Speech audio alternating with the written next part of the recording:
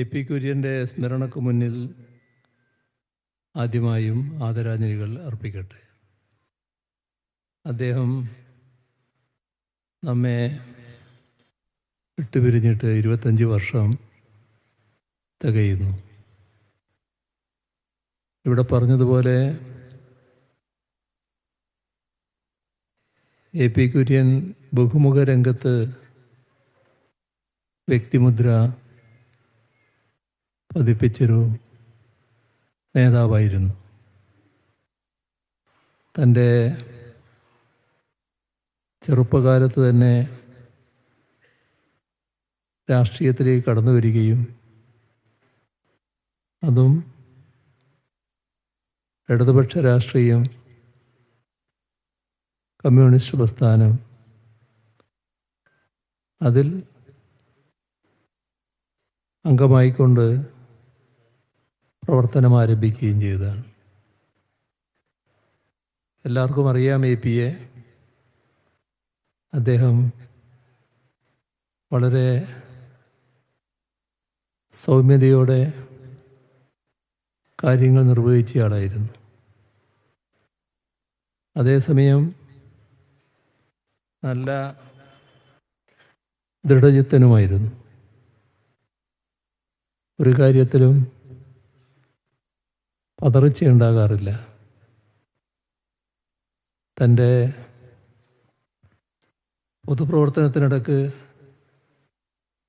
പലതരത്തിലുള്ള പ്രതിസന്ധികൾ അദ്ദേഹത്തിന് നേരിടേണ്ടി വന്നിട്ടുണ്ട്. രാഷ്ട്രീയ പ്രവർത്തകർക്ക്, പ്രത്യേകിച്ച് കമ്മ്യൂണിസ്റ്റ് പ്രവർത്തകർക്ക് ആ കാലത്ത് കടുത്ത മർദ്ദനം ഏൽക്കേണ്ടി വരാറുണ്ട്. ആ സന്ദർഭത്തിലായിരുന്നു എ.പി. കുര്യൻ്റെ ചെറുപ്പകാലത്ത് നടന്ന ട്രാൻസ്പോർട്ട് സമരം. അതിൻ്റെ ഭാഗമായി ക്രൂരമായ മർദ്ദനം അദ്ദേഹത്തിന് ഏറ്റുവാങ്ങേണ്ടി വന്നിരുന്നു. വിവിധ മേഖലകളിൽ അദ്ദേഹം പ്രവർത്തിച്ചിട്ടുണ്ട്. ഇവിടെയുള്ള തൊഴിലാളികളെ സംഘടിപ്പിക്കുന്നതിന് അദ്ദേഹം മുന്നിട്ട് പ്രവർത്തിച്ചു. അതേസമയം കാർഷിക രംഗത്തെ പ്രധാനപ്പെട്ട നേതാവുമായിരുന്നു അദ്ദേഹം. തൊഴിലാളി രംഗത്ത് ഉള്ള പ്രവർത്തന അനുഭവം അദ്ദേഹത്തിൻ്റെ ബാംബു കോർപ്പറേഷൻ ചെയർമാൻ സ്ഥാനം വഹിച്ച് പ്രവർത്തിക്കുമ്പോൾ എങ്ങനെയൊക്കെ തൊഴിലാളി പക്ഷത്ത് നിന്നുകൊണ്ട് കാര്യങ്ങൾ നിർവഹിക്കാനായി എന്നത് ഇപ്പോഴും അവിടെയുള്ളവർ ഓർക്കുന്ന കാര്യമായിരിക്കും. ആ കാലത്താണ് കൃത്യമായി ശമ്പള പരിഷ്കരണം വിവിധ ഘട്ടങ്ങളിൽ നടന്നത്. അതുപോലെ തന്നെ പ്രൊവിഡന്റ് ഫണ്ട് ഏർപ്പെടുത്തുന്നതും ആ സന്ദർഭത്തിൽ തന്നെയാണ്. ബാംബു കോർപ്പറേഷനെ നല്ല നിലയിൽ ഉയർത്തിക്കൊണ്ടുവരാൻ അദ്ദേഹത്തിന് സാധിച്ചു.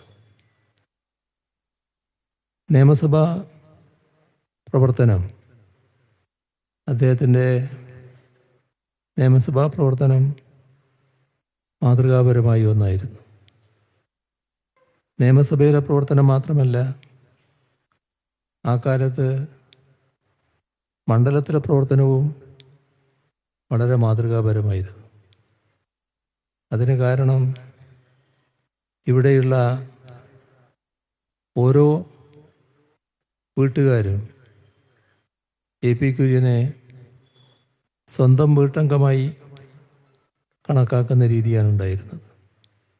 പ്രത്യേകിച്ച് പാവപ്പെട്ടവർ. അതിൻ്റെ എല്ലാം ഭാഗമായി ഒരു തവണയല്ല 4 തവണ ഈ മണ്ഡലത്തെ പ്രതിനിധീകരിക്കാൻ അദ്ദേഹത്തിന് സാധിച്ചു. വളരെ ചിട്ടയോടെയുള്ള ജീവിതമാണ് അദ്ദേഹം നയിച്ചു പോന്നിരുന്നത്. ആ ചിട്ട ജീവിതത്തിൻ്റെ എല്ലാ തുറകളിലും പാലിക്കാൻ അദ്ദേഹത്തിന് കഴിഞ്ഞിരുന്നു. നിയമസഭാ പ്രവർത്തനത്തിലും അതിൻ്റേതായ അടുക്കും ചിട്ടയും ഉണ്ടായിരുന്നു. അദ്ദേഹം നിയമസഭാംഗമായി മാത്രമല്ല നിയമസഭാ സ്പീക്കറായും പ്രവർത്തിക്കുകയുണ്ടായി. സ്പീക്കറായി പ്രവർത്തിച്ച അദ്ദേഹത്തിൻ്റെ ആ കാലഘട്ടത്തിലാണ് രാജ്യത്തിനാകെ മാതൃകയാകും വിധമുള്ള സബ്ജക്റ്റ് കമ്മിറ്റിക്ക് രൂപം നൽകുന്നത്. ഇന്നും രാജ്യത്തിൻ്റെ മറ്റു ഭാഗങ്ങൾ, പാർലമെൻ്റ് അടക്കം ഈ മാതൃക സ്വീകരിച്ചുകൊണ്ടാണ് പിന്നീട് പ്രവർത്തിച്ചിട്ടുള്ളത്. ഇങ്ങനെ വിവിധ തരത്തിൽ അദ്ദേഹം ഓരോ രംഗത്തും അദ്ദേഹത്തിൻ്റേതായ വ്യക്തിമുദ്ര ചാർത്തിയതായി കാണാൻ സാധിക്കും. ഇവിടെ എറണാകുളത്തെ എല്ലാ ബഹുജന പ്രക്ഷോഭങ്ങളിലും അദ്ദേഹത്തിൻ്റെ സാന്നിധ്യമുണ്ടായിരുന്നു.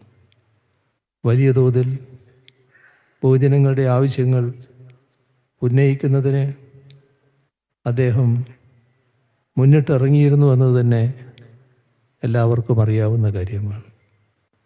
നിറഞ്ഞ രാഷ്ട്രീയം കൈകാര്യം ചെയ്യുമ്പോൾ തന്നെ, അതും കമ്മ്യൂണിസ്റ്റ് പ്രസ്ഥാനത്തിൻ്റെ ഭാഗമായി പ്രവർത്തിക്കുന്ന ഒരാൾ, അദ്ദേഹത്തിന് എല്ലാ കക്ഷി രാഷ്ട്രീയക്കാരുമായും നല്ല ബന്ധം പുലർത്തിപ്പോകാൻ കഴിഞ്ഞിരുന്നു. അതും അദ്ദേഹത്തിൻ്റെ ഒരു പ്രത്യേകതയായിരുന്നു. എല്ലാവരുടെയും മനസ്സിൽ സഖാവ് എ പി കുര്യന് ഒരു സ്ഥാനമുണ്ടായിരുന്നു.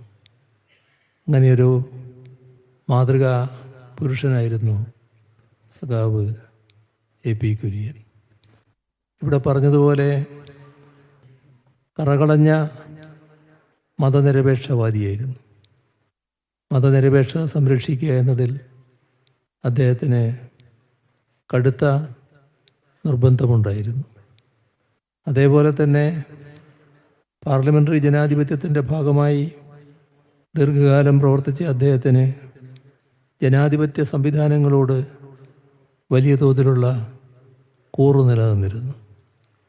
ജനാധിപത്യം നിലനിന്നു പോകണമെന്ന അഭിപ്രായം തന്നെയാണ് അദ്ദേഹത്തിനുണ്ടായിരുന്നത്. അദ്ദേഹത്തെ സ്മരിക്കുന്ന ഈ ഘട്ടം മതനിരപേക്ഷതയ്ക്ക് ഭീഷണിയായി നിൽക്കുന്ന എല്ലാ കാര്യങ്ങളെയും നാം ഗൗരവമായി കാണേണ്ടതായിട്ടുണ്ട്.